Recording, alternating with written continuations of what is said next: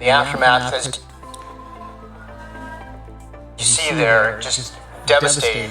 It's a real challenge.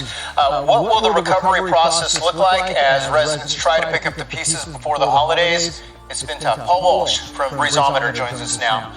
Paul, a lot of pieces look like. Well, it's devastating, obviously, from an economic perspective, the local impact. And of course, local is a relative term because the storm was so big and so long-lasting.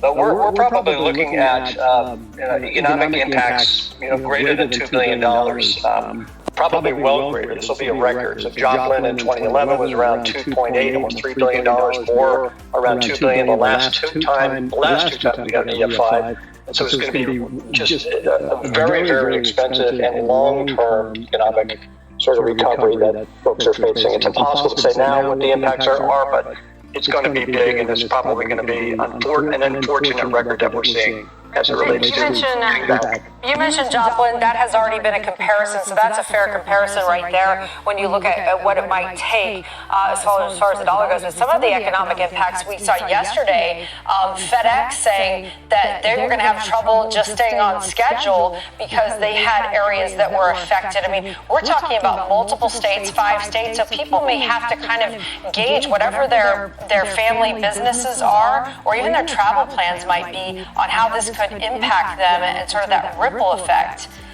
Speak to some of those issues. Yeah, you're exactly right. So when we're talking about the economic impact I just mentioned with Joplin, that's really sort of like insurance losses that are coming back, but there's all sorts of bad knock-on effects in terms of people being out of work for long periods of time, FedEx not being able to deliver Christmas gifts. It all sort of adds up to a very, very significant negative impact as it relates to the economy. The only sort of positive news that we can look at is that downstream, a year from now, 2 years from now, as money flows in to sort of rebuild it, that will then begin to get the economy going up again. But it takes a long time, and right now the focus is really on, obviously, recovery. Yeah, and recovery, and a lot of these places have lost their businesses as well. It's restaurants, it's family, locally owned businesses here. Where do they begin? How do they get started with recovery, and how do they prepare for the future? Oh my gosh, Craig! It's going to be a long, tough haul. Over the next 3 to 6 months, maybe even the next year or so.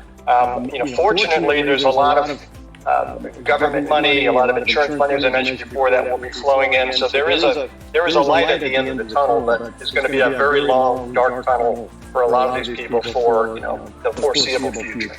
And important for people to remember that a lot of these places like FedEx may not be making those deliveries. Just be patient. It's these people that are affected right now, and our hearts go out to them. We have to think about them right now and not worry about those packages that are not going to make it to other parts of the country, because a lot of these delivery facilities have been impacted as well. For sure. Absolutely. Paul, we thank you so much for taking the time to check in with us this morning. We will be working with you as we go throughout the morning, so we'll be back in touch with you. Paul Walsh from Breezometer, thank you so much.